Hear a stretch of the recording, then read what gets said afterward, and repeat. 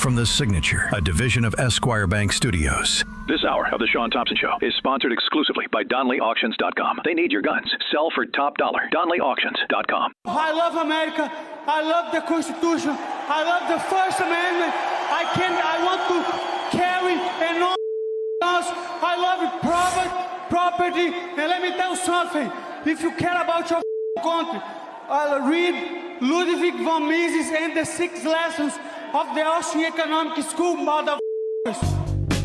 From the streets of Melrose Park to the trading floor of the Merc, he's fought for every dollar he's ever earned. And now, with personal liberty and our system of capitalism under assault in America, he's here to seize back our rights from the government. With a cigar in one hand and a copy of the Declaration of Independence in the other, he's Shaun Thompson.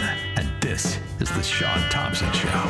Some folks are born made to wave the flag. Ooh, they're red, white, and blue. And when the band plays hail to the chief, ooh, they point the cannon at you. No, it ain't me. We have put together, I think, the most extensive and inclusive voter fraud organization in the history of American politics. Then key states were shut down for 4 hours, and people wanted you to believe that the dimwit in diapers who could barely get through a sentence without soiling his trousers received a record-setting amount of votes in American history. 16 million more votes than the Duchess of Chaffington, known as Hillary Clinton, and 12 million more than that silver-tongued devil Barack Hussein. Yes, we can hope and change Obama. I say never.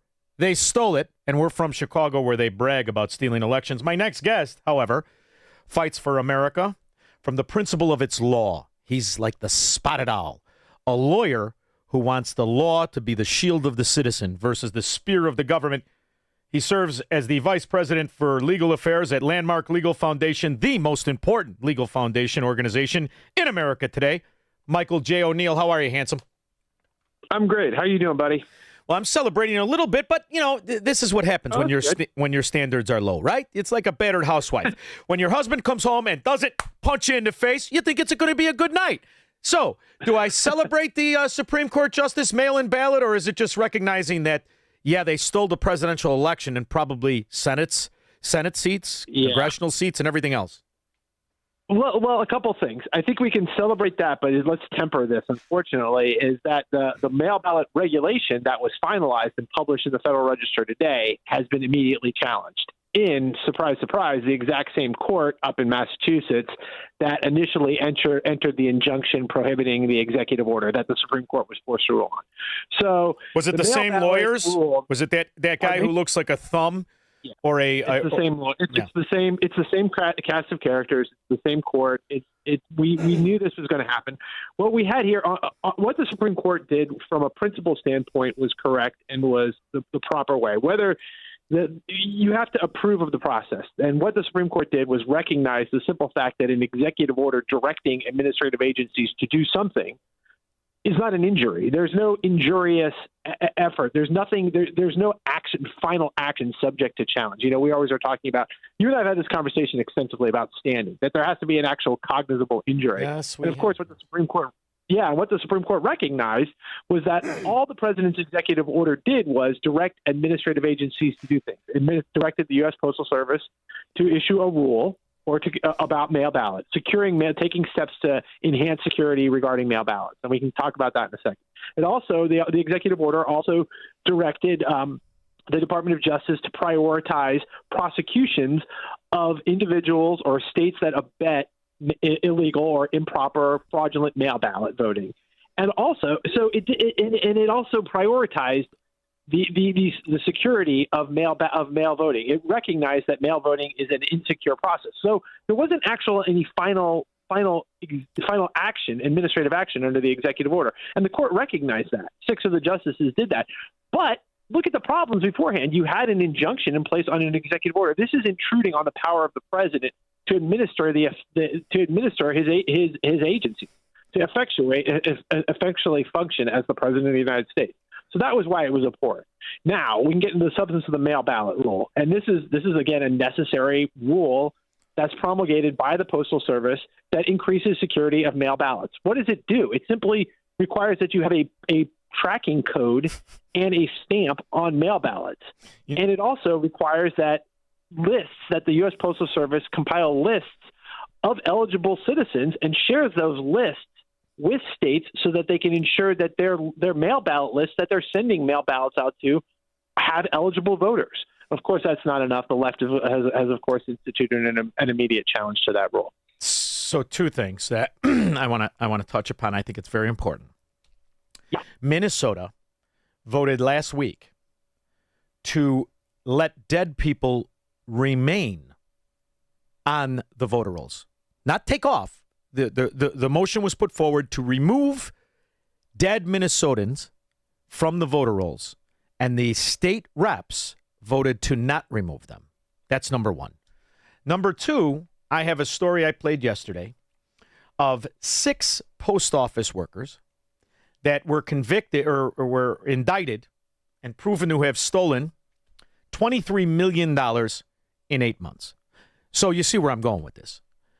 Mm-hmm. Thieves cannot govern themselves, and they cannot be trusted.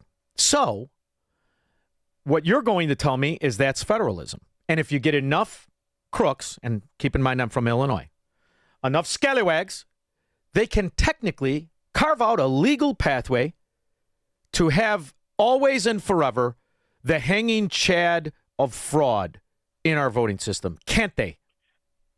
Well, I think what you're seeing is a committed cabal of organizations and abetted by judges that are not interested in effectuating any reasonable measures to protect the sanctity of the vote.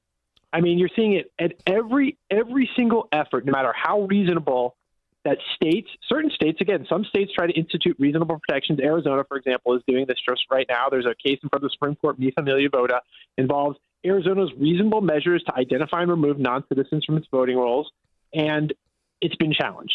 So no matter how reasonable a protection it is, and then when the federal government, when President Trump takes reasonable administrative measures to protect mail votes, he understands, look, the Save America Act, we've all talked about that ad nauseum. We want that to go through. It hasn't gone through. But the president does have some executive authority in this. He has some capacity to, and the U.S. Postal Service does have some authority here, some statutory authority. They can demand that bar tracking codes are placed on envelopes for the holding mail ballots. They can mandate that a stamp, a obvious stamp saying official mail vote, be placed on those envelopes to protect, again, to offer some sort of limited protection. And of course, these efforts are all challenged immediately, no matter how reasonable, by groups, by organizations, by people who are not interested in having a secure and fair voting process. They want chaos to reign in this process. This is, again, what you were talking about before, what we were playing before, the number of votes that were cast in the 2020 election. It's not a coincidence that the COVID emergency was used as the cause to implement all of these mail voting regimes throughout the country, because the left understands the more chaos you have, the more mail voting, which is an inherently risky process, the more prevalent that is, the more you can manipulate the system. And we saw that in 2020. We saw that in 2024. We'll see it in 2026. We saw it in California, right? In California with the mayoral and gubernatorial primaries just a few months ago. Shocking. And you understand that this is the process. It's not a coincidence that any measure, no matter how reasonable, that anybody undertakes to secure voting in this country is met with the most vigorous and vehement opposition.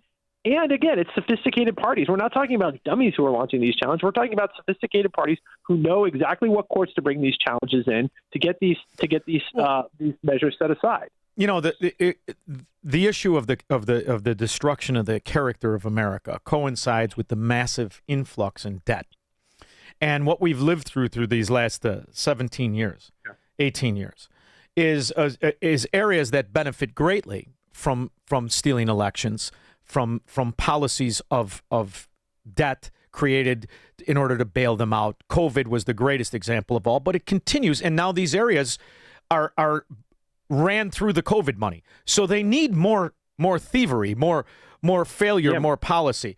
And, you know, this is something that they keep you focused on the micro so that you miss the macro. And the macro is the real issue at hand. We have a system that not only doesn't penalize these areas, in fact, it rewards them. And every one of these areas we discuss, California took what they said by their own words. In 2022, they had a $97 billion surplus. Now they have an $18 billion deficit.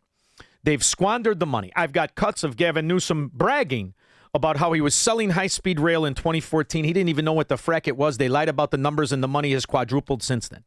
Minnesota is a prime example.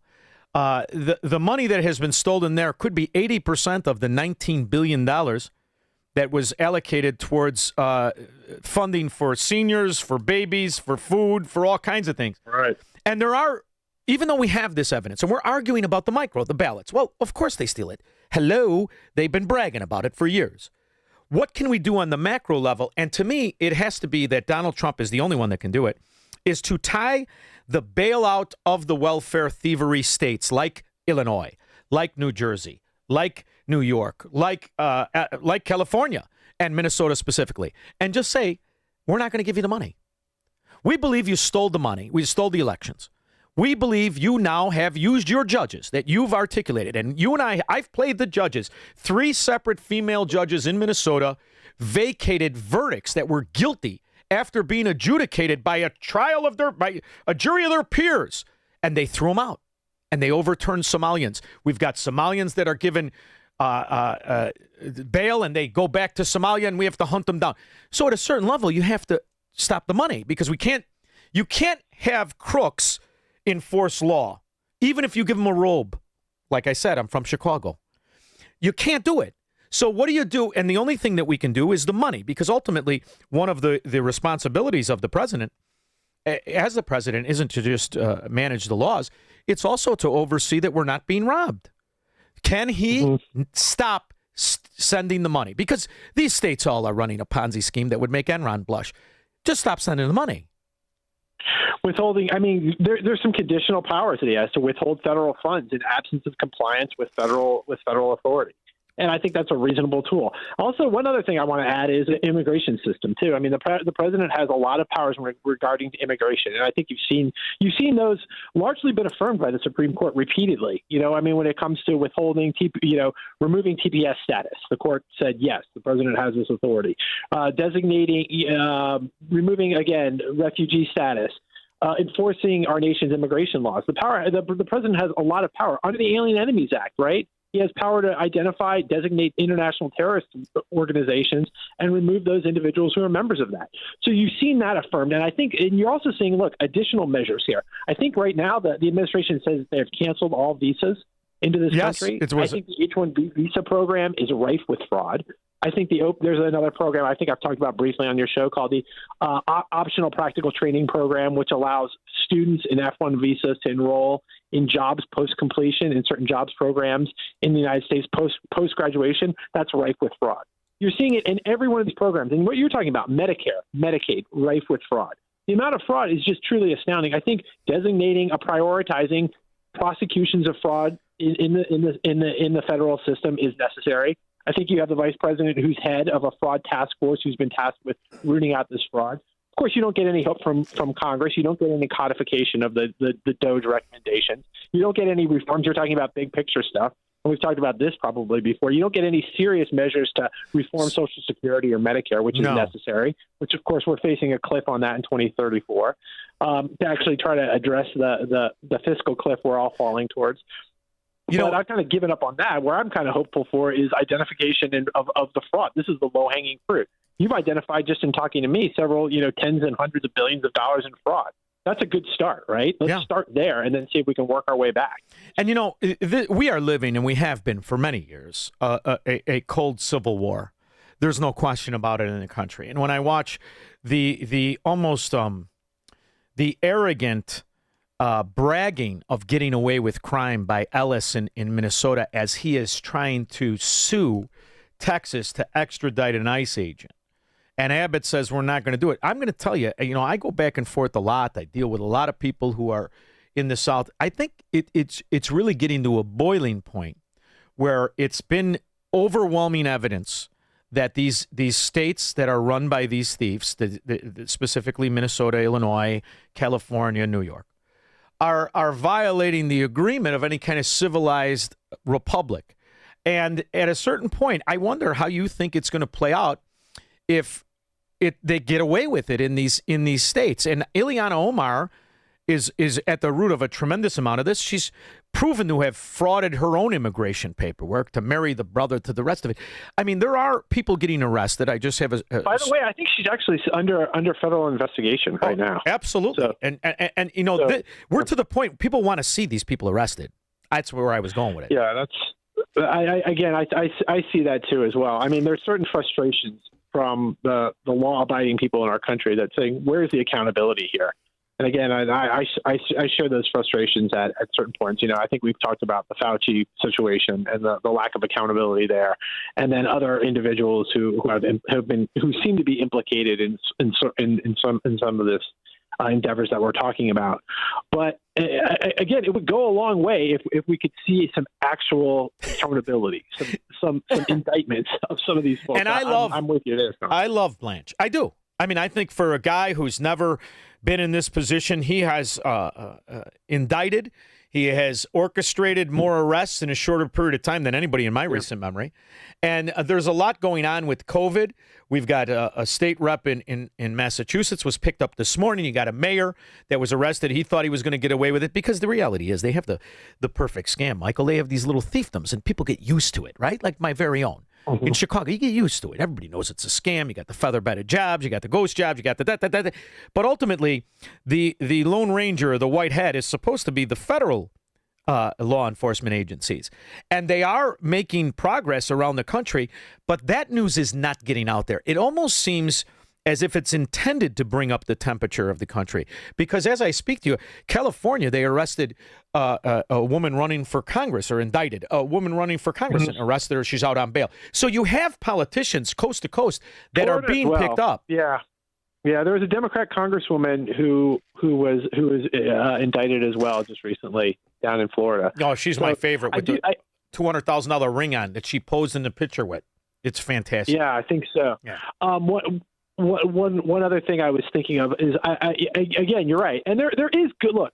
We talk about a lot of the negative news, but there is, from a federal national perspective, some of these policies are working. Look, I just saw a statistic today that fentanyl deaths in our country have decreased by 50% in the past 2 years.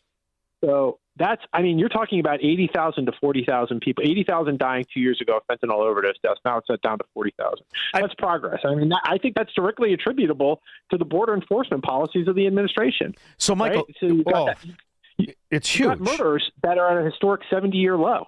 And I think, again, when you start to address international terrorist groups that are coming into our country, Tren de Aragua trying to occupy narco terrorists occupying, our cities. When you actually crack down and deport those individuals and put them in jail and enforce those laws, you see, look, murder rates are down. It's at historic 70-year lows. You know how many? To get to your point, Shaun, is I think we lose track of a lot of the effectiveness of some of these programs. We talk about the debt, we talk about the scams, we talk about the fraud, we talk about these cabals of groups that are trying to undermine elections, et cetera, et cetera. But there is some hope out there that we talked about as well. Michael, I received a letter this week from somebody who lost a son. I received a phone call 3 weeks ago from somebody who lost a son. Fentanyl.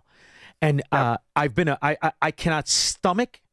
I refuse to accept the premise of what has happened with these pharmaceutical companies, how they openly turned American citizens into drug addicts through doctors by telling them that painkillers were not addictive, and they released Oxycontin and so many others onto society that have more addictive than heroin, and how you intentionally destroyed the uptick of welfare and the rest of it. And it seems like they got away with it, and the reality is they did.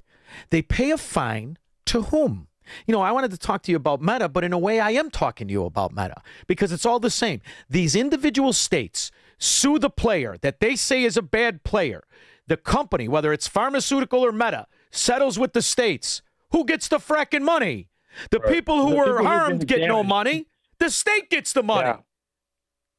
I know, and relatively speaking, it's a slap on the wrist. I mean, you're talking about it's pennies on the dollar for the organization, for those entities, and so it's as you said, cost of doing business for it. Well, Michael, the pharmaceuticals is incredible. 2.3 or $2 billion, the largest ever, Pfizer, for the OxyContin. They settled. We're going to settle with the government, $2 billion. 5 years later, the vaccine, they get $2.6 billion in an agreement that they don't have to ever produce, and now poor Dolly's dead. Go ahead. Yeah. No, I mean, yeah. Rest in peace. God bless her. No, I was just going to say her. she did the COVID song, which I loved. She did the lyrics to, or the rhythm to Jolene and put the COVID vaccine. You never heard her sing that? Oh, I didn't, but I mean, still, she's. Oh no, Hey. no, but the point, again, accountability here, right? That's what we're getting at, right, Shaun? Yes. We're getting at accountability, and I think that there does need to be greater accountability. As you said, I do have, again, understanding the nature of prosecutions, how difficult it is for a lot to bring high-profile prosecutions that prosecutors, the federal government, if they're going to bring these cases, have to have their I's dotted, their T's crossed, et cetera. So again, I generally counsel patience, but to your point is I would like to see some accountability of some of the more egregious efforts here to defraud the American people and the American taxpayer. That would go a long way to reassuring our faith in these systems, which, again, has taken such a hit over the past years. And again, what the big lament I have, to turn us back to our original point, is the hits regarding the voting system, is that we've lost faith in the integrity of it. And that's so dangerous. And efforts to restore that faith are met with vehement attacks. Again, this mail voting, this mail rule that we've been talking about, just challenged this afternoon. The second it was finalized in the Federal Register, there's a lawsuit in front of the same judge. So most likely that rule is going to be stayed. So they're going to enjoin that rule, and so there's not going to be the mail ballot, the barcodes on mail ballots. There's not going to be the stamps on it, at least for the foreseeable future. I got so much I want to talk to you about. I love our conversations. I'm up against the clock, but I want to tell you two things, because I know you like to keep up on it, and sometimes I stumble on something you may not have seen. Project Veritas won their 10-year battle to out the evidence of Jan Schakowsky. I don't know if you know Congresswoman Jan Schakowsky. She looks like Dustin Hoffman. She's from Illinois. She's married to a scallywag by the name of Bob Creamer. He was the one who really came up with the idea of the dimmer switch, because he couldn't find the bedroom dark enough to mount Jan Schakowsky. He ended up as a bagman for her.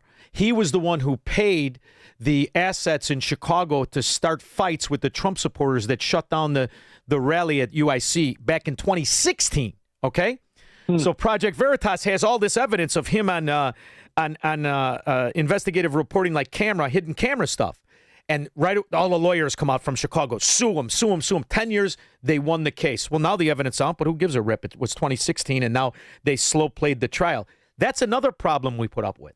They slow play the court system in the Democrat areas, unless, of course, Trump's on trial. Then they expedite it. We can get him in prison in 3 weeks. That's something to be aware of, too, right? Certainly, yeah. Again, the more it does, it kind of. I think maybe you're getting at the cause de celeb. You know, the left.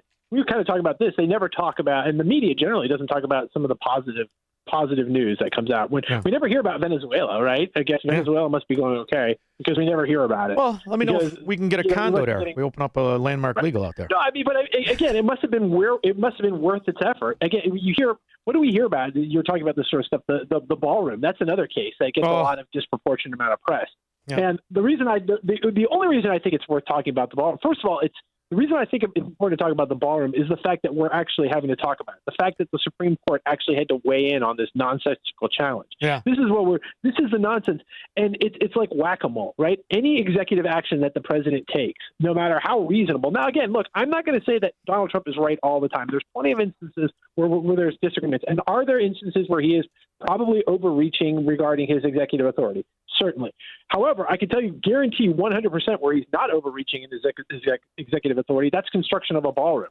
And the fact that a D.C. District Court and then a D.C. Circuit Court enjoined that, in other words, stopped construction on that, was absolutely, under the most specious rationale regarding the standing doctrine, is absolutely absurd. Yeah. And the fact that they allowed some individual to plausibly say that my enjoyment of the view of the East Wing was adversely affected by construction of a ballroom is enough to satisfy the injury in fact prong of the standing is absurd. Yes, and the fact that the Supreme Court of the United States actually had to weigh in on this is absurd in and of itself. Yeah. So I think that's worth talking about, simply the fact that the institutions had to deal with it. Michael J. O'Neill, I love the fact you make time for me. I really do. And by the way, ballroom was going to confuse the Secret Service anyway. That was her code name for Michelle Obama. I do appreciate you making time to join me. Always, buddy. You have a great evening. You too. We'll be back with your calls and comments. Make money, smoke cigars, and live free. on the Shaun Thompson Show on AM 560. The Answer. You've probably heard all those ads for life insurance. Just a few dollars a day, apply online in minutes, no medical exam. Simple, easy, and cheap, right? Now you're thinking, maybe I should get a quote. Well, smart thinking. Everyone should have life insurance, but